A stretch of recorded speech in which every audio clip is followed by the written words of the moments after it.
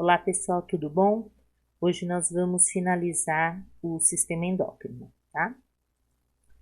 Então vamos lá, ó, para recapitular o que nós já conversamos na aula passada. Tem o hipotálamo, tá? Que ele vai secretar hormônios que vão estimular a parte anterior da hipófise e a parte posterior da hipófise. Então, essa parte posterior, que é a neurohipófise, produz ocitocina e o hormônio antidiurético, que vocês já estudaram. A parte anterior da hipófise, que é a adenopófise, libera hormônios como a prolactina, que vai atuar na glândula mamária, que vocês já viram, e o hormônio somatotrófico, que é o hormônio do crescimento, vocês também já viram. Então, o que nós vamos ver hoje, para finalizar, são os hormônios gonadotróficos, que são hormônios estimuladores das gônadas, que é o testículo e o ovário, os hormônios tireotróficos, que são os hormônios estimuladores da glândula tireoide, e os hormônios adrenocorticotróficos, que são hormônios estimuladores da glândula suprarrenal, que fica aqui em cima dos rins. Então, são esses três hormônios que faltaram, né, na aula anterior, que hoje nós vamos estudar, tudo bem? Então, vamos lá. Glândula tireoide. Ela produz esse hormônio chamado tetraiodotironina, que também é chamado de T4 ou tiroxina. E também o hormônio triodotironina, que é também conhecido como T3. Então, esses dois hormônios que são feitos à base de iodo, tá? O iodo está presente no sal de cozinha. Eles aumentam a velocidade das reações químicas. Então, eles fazem um equilíbrio geral no organismo. A tireoide também produz a calcitonina, que é um hormônio que vai promover a deposição de cálcio nos ossos e vai diminuir a concentração de cálcio no sangue. Então, ele tira a cálcio do sangue e ele deposita esse cálcio nos ossos. Então, essa é a função da calcitonina, certo? Que eu vou voltar a falar dela juntamente com a glândula paratireoide, tá? Quando existe uma hipofunção das funções dessa tireoide na infância, provoca o infantilismo e o cretinismo, que é uma debilidade mental na criança e é irreversível, tá? Quando acontece essa hipofunção no adulto, aí provoca mixedema, que é um problema na pele e no coração, bócio, que é o aumento da glândula tireoide, bradicardia, que é a diminuição dos batimentos cardíacos, a pessoa ganha peso justamente porque diminui o metabolismo, certo? Então, esse é o bócio, ó, que é o aumento da glândula tireoide. Acontece isso tanto na hipofunção quanto na hiperfunção. Então, quando se tem uma hiperfunção da glândula, aí é tudo ao contrário, ó. A pessoa emagrece, a pessoa é muito nervosa, muito agitada, tem insônia, também tem o bócio, que eu falei para vocês, e tem exoftalmia, que é o olho fica bem aberto, arregalado, tá? Que é por conta da doença mesmo, e tudo isso porque aumenta o metabolismo. Então, quando se tem uma hipofunção da glândula, você tem uma diminuição de todo o metabolismo do organismo. E quando se tem uma hiperfunção, existe o aumento desse metabolismo. Então, olha, isso que é a exoftalmia que eu falei para vocês. O olho fica bem arregalado, né? Aqui as pálpebras ficam bem abertas, e isso por conta desse problema da hiperfunção da tireoide. Então, aqui tem um mecanismo de feedback. Eu falei para vocês na outra aula que feedback é um estímulo buscando uma resposta, tá? Esse feedback ele pode ser positivo ou ele pode ser negativo. Então, quando se fala em feedback positivo, é porque as glândulas têm que liberar o hormônio e produzir esses hormônios para que ocorra o controle, o equilíbrio no corpo. Quando é negativo, é porque já existe essa produção de hormônio, então precisa inibir para que não ocorra um excesso. Então, o feedback é para manter o equilíbrio. Então, assim como produz hormônio, mas também tem que parar de produzir porque já chegou na quantidade necessária.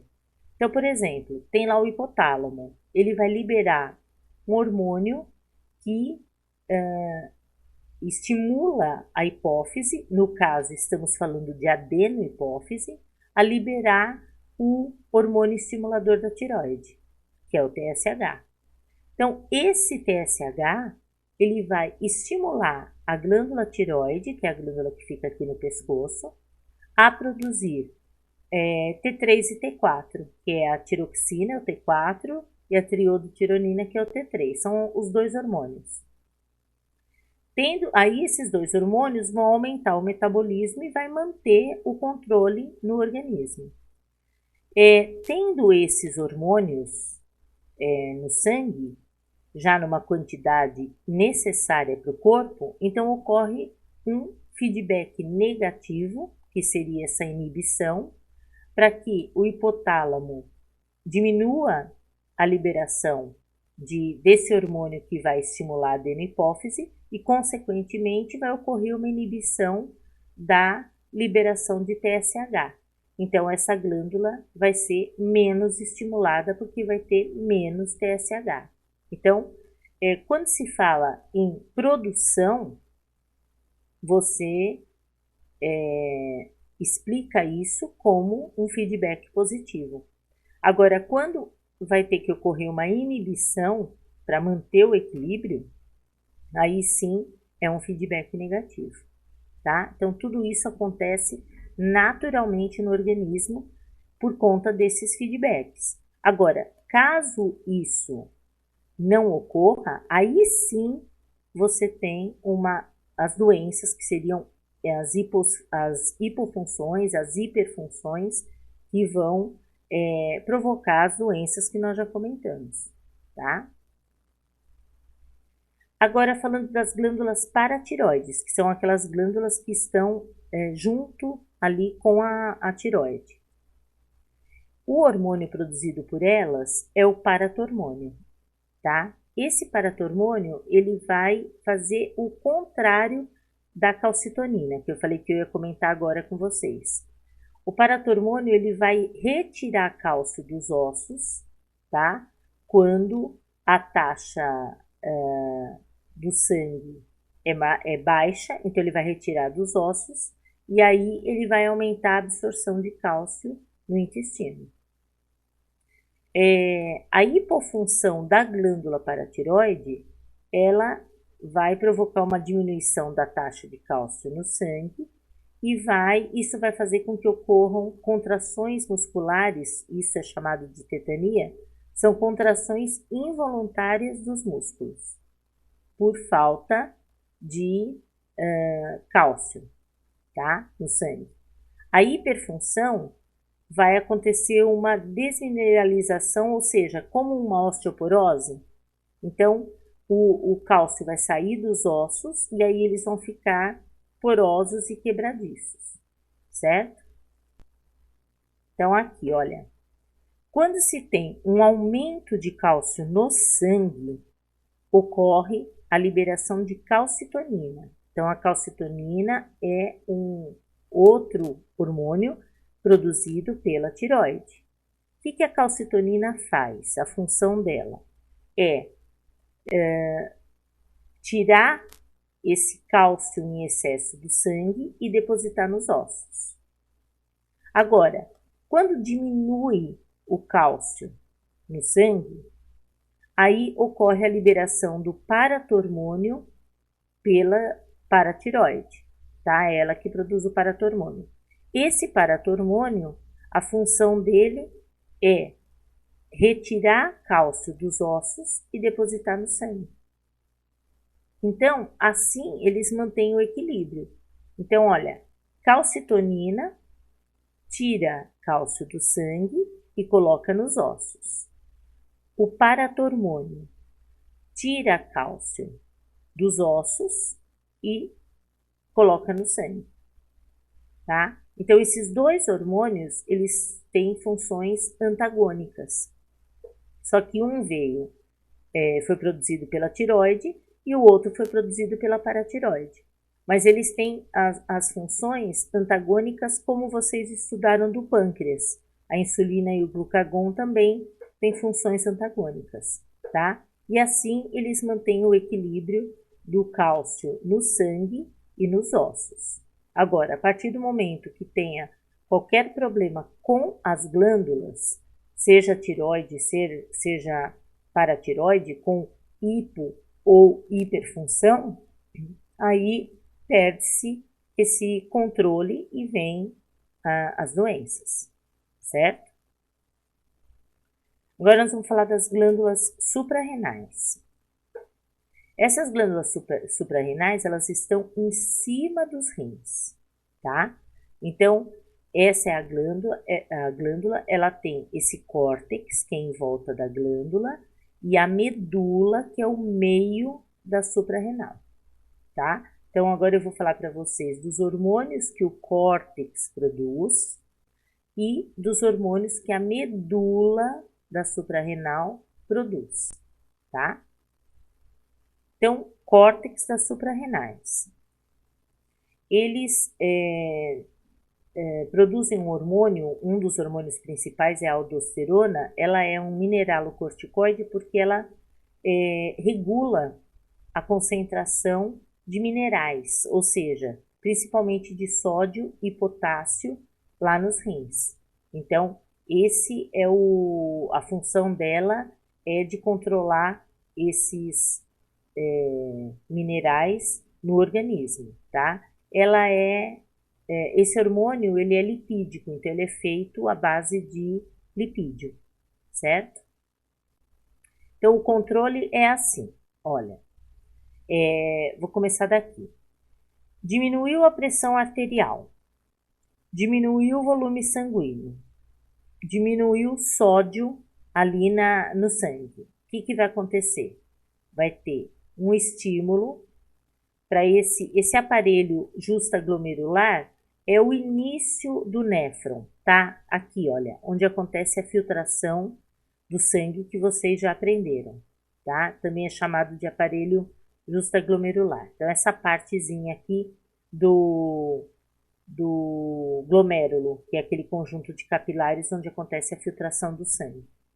Então, vamos lá. Isso daqui no organismo vai estimular a produção de um hormônio chamado renina, que é produzido aqui nessa parte do néfron.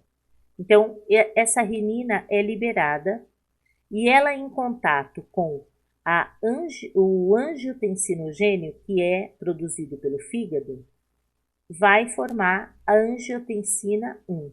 Então, esse angiotensinogênio é uma proteína produzida pelo fígado, que juntamente com a renina vai produzir a angiotensina 1, que através de uma enzima vai ser transformada em angiotensina 2 e é ela que vai estimular o córtex da suprarrenal para que ele produza aldosterona. Juntamente com a angiotensina 2, que está estimulando, existe o estímulo de um aumento de potássio no organismo e também o estímulo do hormônio ACTH, que é outro hormônio estimulador que está vindo da adenohipófise, esse é o adrenocorticotrófico. Esse hormônio também vai estimular o córtex na produção de aldosterona, tá? Então, essa aldosterona, ela foi produzida pelo córtex da suprarrenal, mas que para que ela seja produzida, teve que ocorrer um estímulo que veio da angiotensina 2 tá? Do ACTH, que veio da adenohipófise, e do aumento de potássio no organismo.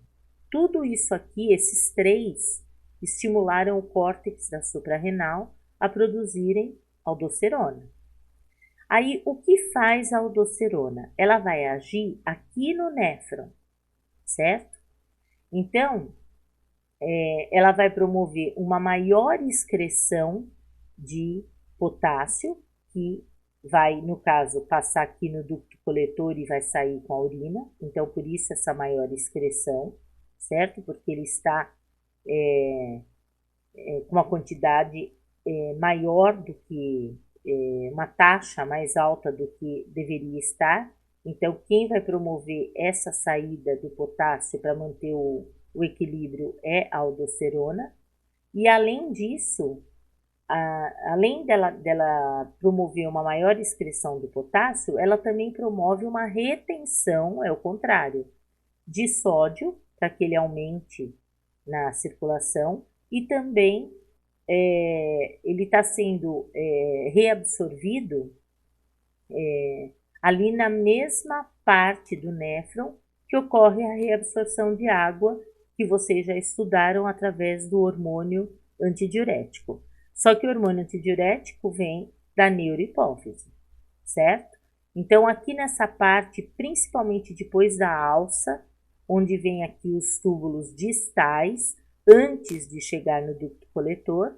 Então, nesta parte aqui ocorre toda a reabsorção, né, de sódio, e quem está estimulando essa reabsorção é a aldosterona, e também ocorre na mesma parte aqui do néfron a reabsorção de água, que está sendo feita pelo hormônio antidiurético.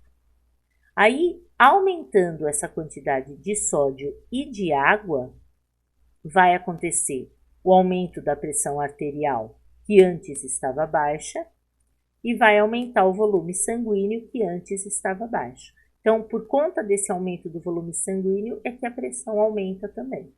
Então, manteve-se um equilíbrio aqui, que antes estava aqui, ó, tudo baixo, aí aumentou. Então, quem mantém esse equilíbrio de sódio e potássio é a aldosterona.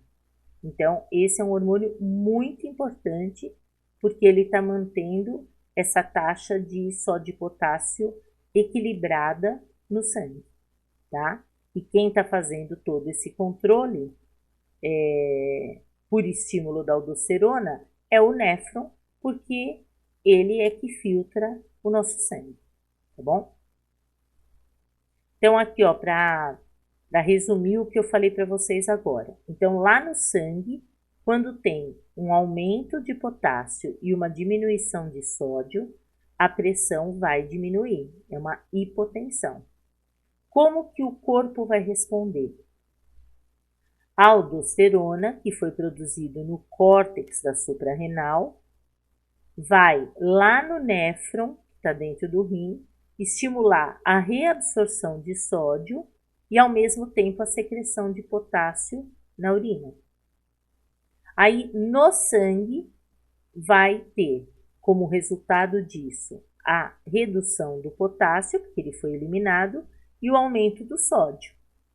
Consequentemente, o volume do sangue aumenta e a pressão arterial também, certo?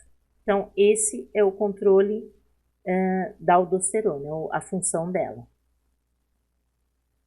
Agora, existe um outro hormônio que é o cortisol, que ele é classificado como um glicocorticoide, e ele age no metabolismo geral dos açúcares, das gorduras e das proteínas. Então, ele age em tudo isso, certo?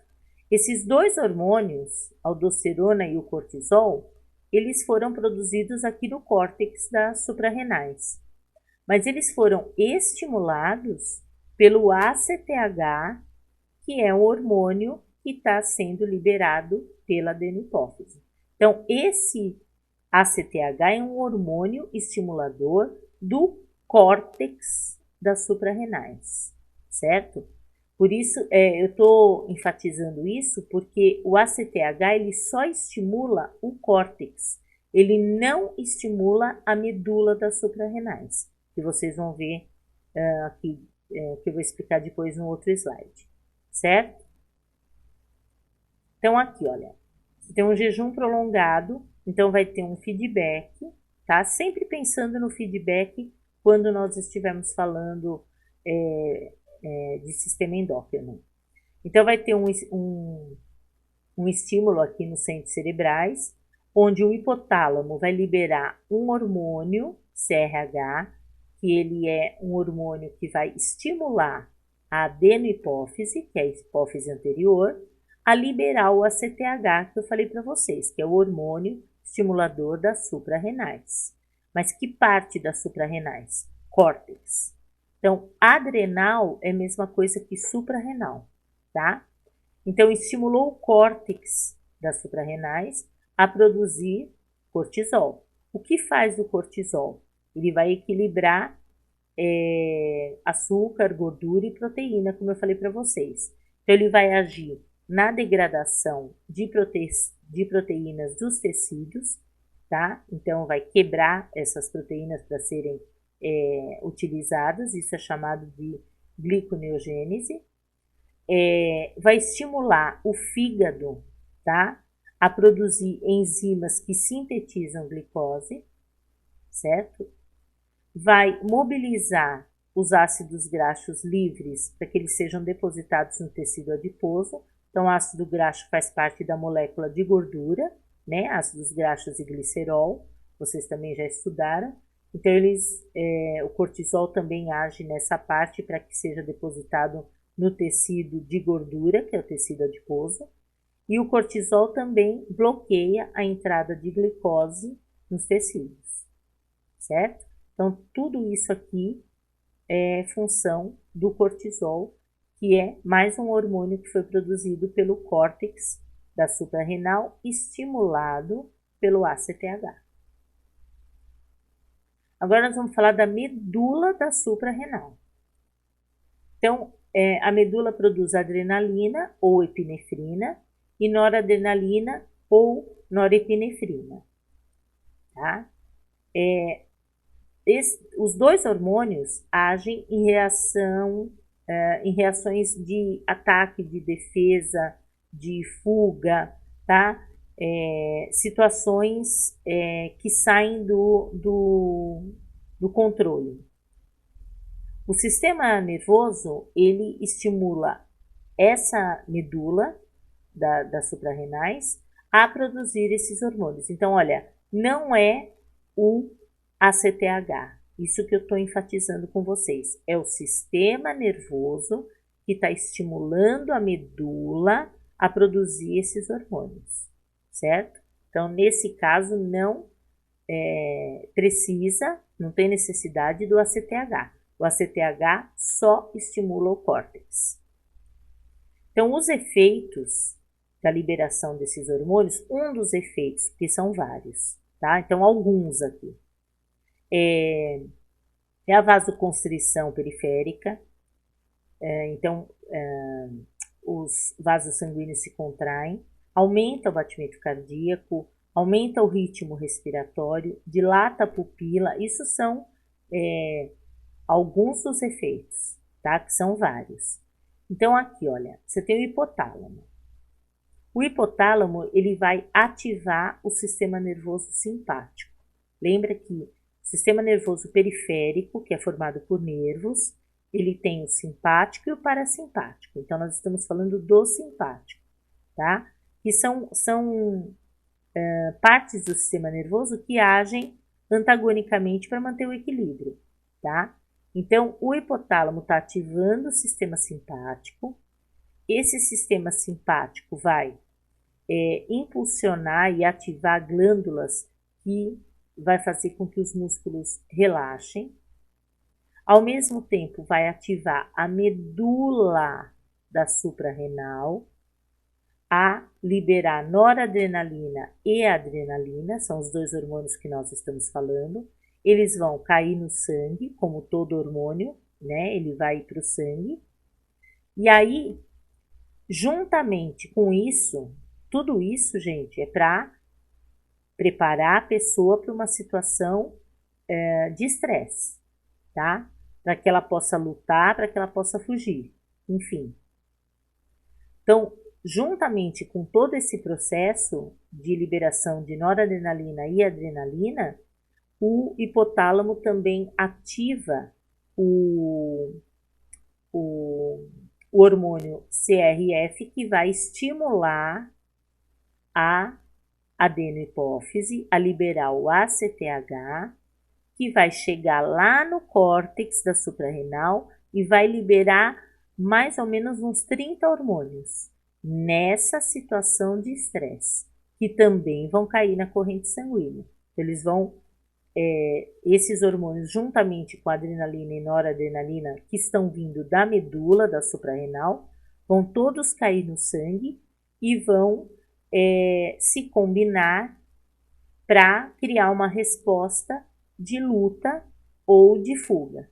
Então, numa situação de estresse, qualquer uma, é isso que acontece no organismo, tá? Então, pensa na ligação, como eu já falei para vocês, de sistema nervoso com sistema endócrino. Eles agem juntos.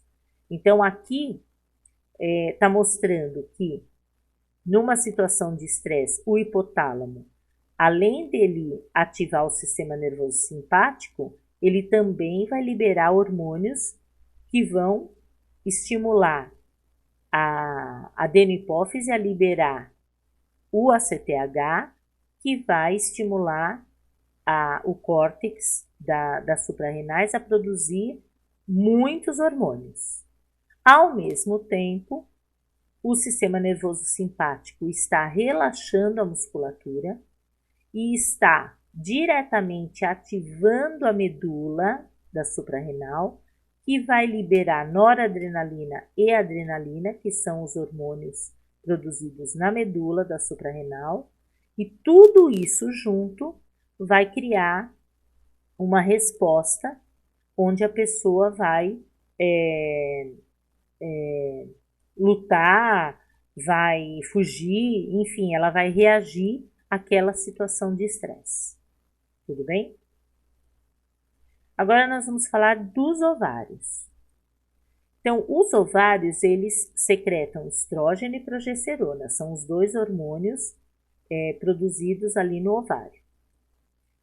Esses estrógenos, a função é de estimular o desenvolvimento dos órgãos sexuais e das características sexuais secundárias, ou seja, da mudança de menina para adolescente. Então, todas as mudanças são as características sexuais secundárias.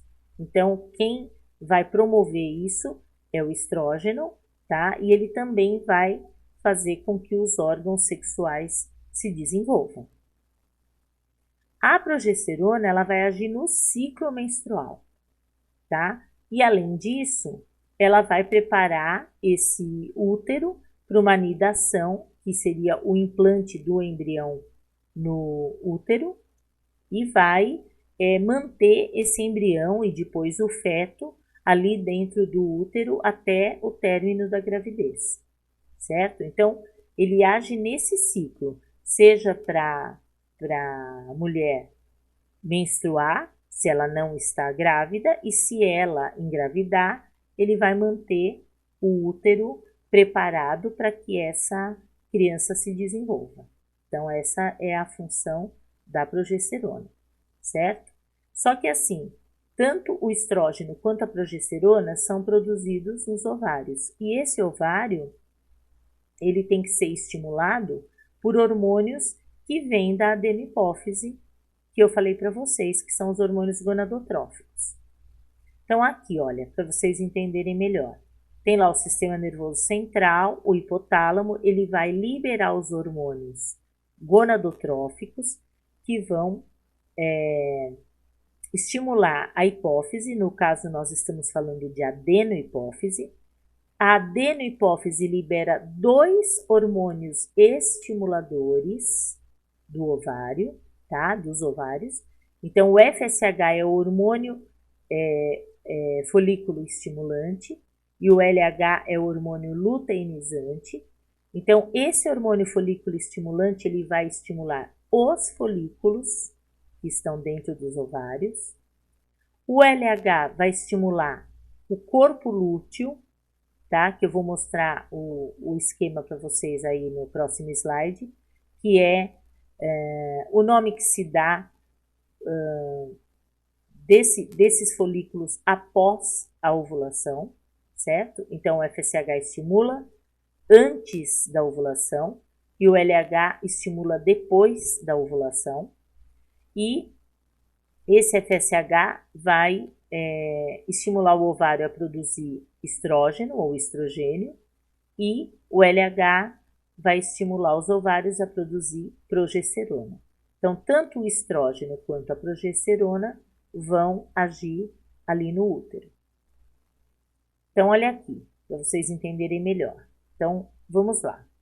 Num ciclo de 28 dias, a metade do ciclo é a ovulação. Então, nós estamos aqui nessa linha que é a metade do ciclo, certo?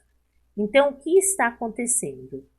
Os hormônios gonadotróficos, que são os hormônios liberados ali pela adenohipófise, é o FSH e o LH. Então, o FSH, aqui nós estamos, dentro do ovário, certo? Então, esse ciclo do óvulo que está acontecendo dentro do ovário é quando o FSH, ele vai estimular os folículos ovarianos, certo?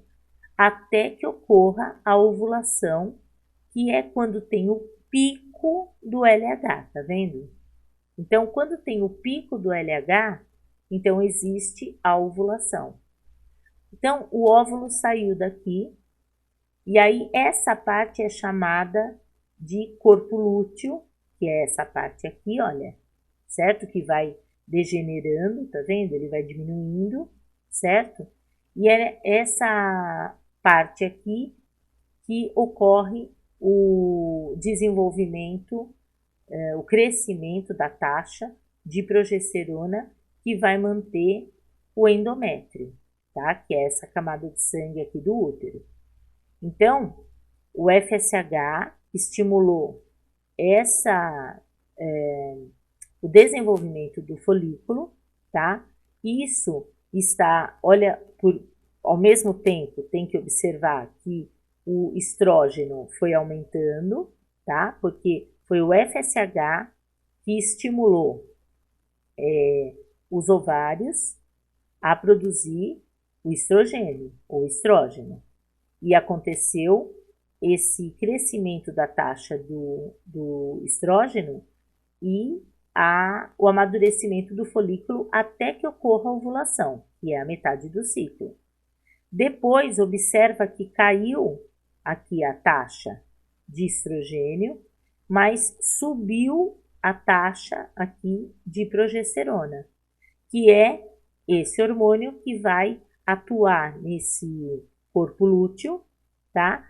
Que ou ele vai degenerar, que é quando a mulher vai menstruar, ou ele vai manter esse corpo lúteo desenvolvendo esse endométrio para que a criança se acomode nessa camada do útero, caso a mulher esteja grávida, certo? Então, observa aqui tudo junto. Esse LH estimulou o aumento da progesterona, que vai acontecer após a ovulação. Aí vai manter essa taxa alta. Lá dentro do útero, e fica assim, esse endométrio é essa camada de sangue. Então, olha, teve aqui a menstruação, aí começa tudo de novo, tá vendo? Então, vamos dizer que ela tenha menstruado aqui até o dia 7. Então, começa aqui a ter um aumento, desse endométrio. Então, quem tá fazendo isso é aqui, o estrógeno, e o estímulo veio do FSH. Tá vendo? Tem que pensar nisso tudo junto. Aí aconteceu a ovulação, que é a liberação aqui do óvulo, E ele foi liberado quando teve um pico de LH. Aí liberou. Aí o que vai acontecer? Com o pico de LH, vai produzir uma maior quantidade de progesterona. É ela que vai manter o crescimento desse endométrio lá dentro do útero, que é uma camada que está dentro do útero.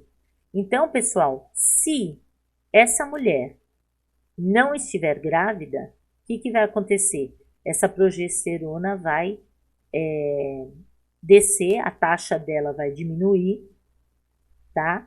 Lá por volta do dia 28, onde essa camada aqui do endométrio vai ser eliminada, que é a menstruação. Caso ela esteja grávida, essa progesterona não vai cair a taxa, ela vai se manter alta e vai manter o endométrio. Por quê? Porque a criança vai estar implantada aqui nessa camada dentro do útero. Então, essa camada tem que permanecer até o final da gravidez. E quem mantém essa camada é a progesterona, tá? Então, daí está a importância desses hormônios, do controle e da quantidade da taxa desses hormônios, certo? Então, tudo isso, pessoal, esse estímulo do FSH e do LH, esse desenvolvimento dos folículos ovarianos, essa ovulação, essa degeneração do corpo lúteo ou não, né, se ela estiver grávida ou não, e todas essas taxas de estrógeno, de progesterona mantendo esse endométrio, tudo isso é feedback.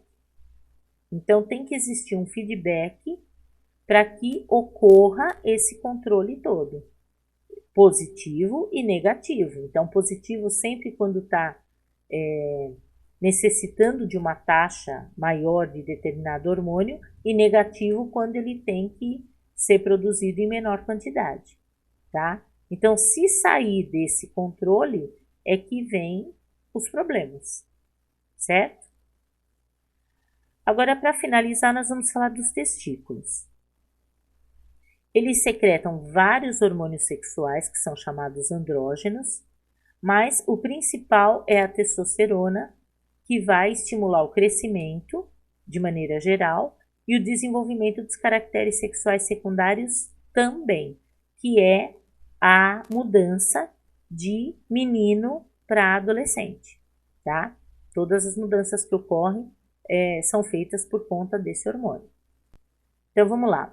O hipotálamo, tá? Ele vai liberar os hormônios estimuladores da hipófise anterior, que é a adenohipófise, para que ela produza o LH e o FSH, que são hormônios estimuladores dos testículos, tá? Então, o LH, que é o hormônio luteinizante, ele vai estimular células de Leydig, são células que estão dentro dos testículos, a produzir testosterona. O FSH, que é o hormônio folículo estimulante, ele vai atuar nas células de Sertoli, que são células que estão também dentro dos testículos, a fazerem a espermatogênese, que é a produção e o amadurecimento dos espermatozoides. Ó, percebe que o LH e o FSH são hormônios estimuladores e são os mesmos hormônios da mulher, tá? O que vai mudar é aqui os hormônios que são produzidos pelos testículos, que no caso lá na mulher foram os hormônios produzidos pelos ovários, certo? Mas o FSH e o LH são os mesmos. Então, essa testosterona que foi produzida, ela vai atuar também na espermatogênese, que é a produção do espermatozoide, e nas características sexuais secundárias, tá? E as células de Sertoli vão atuar na espermatogênese e também vão produzir hormônios que inibem ou diminuem, né, essa liberação de hormônios estimuladores. Então, vamos lá. Essa parte aqui dessas setinhas em verde é um feedback positivo, porque porque está estimulando a glândula a produzir os hormônios, certo? Agora, por outro lado, se a quantidade de testosterona já é suficiente e a espermatogênese já aconteceu, então tem que ocorrer uma inibição, tá? No caso aqui, esses hormônios vão inibir a hipófise anterior para que ela diminua essa produção, essa liberação de LH e FSH. E por outro lado, a quantidade, uma taxa elevada de testosterona, vai também promover a inibição tanto da hipófise anterior quanto do hipotálamo, para que ele pare de, ou diminua, a produção de hormônios gonadotróficos e, assim, estimule menos essa hipófise anterior para que ela libere menos LH e FSH. Então, assim, essa parte aqui seria um feedback positivo. E as setas aqui em vermelho é um feedback negativo. Então, toda essa parte de hormônios, pessoal, eu acho que vocês notaram que o equilíbrio acontece por feedbacks. Então, acontece tanto feedback positivo quanto feedback negativo para manter o equilíbrio de todos os hormônios, tá? Que tem que ter uma taxa normal para o organismo atuar, tá? De maneira geral. Caso o organismo não consiga equilibrar com os feedbacks, é por quê? Porque está acontecendo uma hipofunção da glândula ou uma hiperfunção. Aí sim vem as doenças. Tudo bem? Bom, pessoal, terminamos então aqui o sistema endócrino. Eu espero que vocês tenham entendido e até a próxima aula. Um beijão para vocês. Tchau, tchau.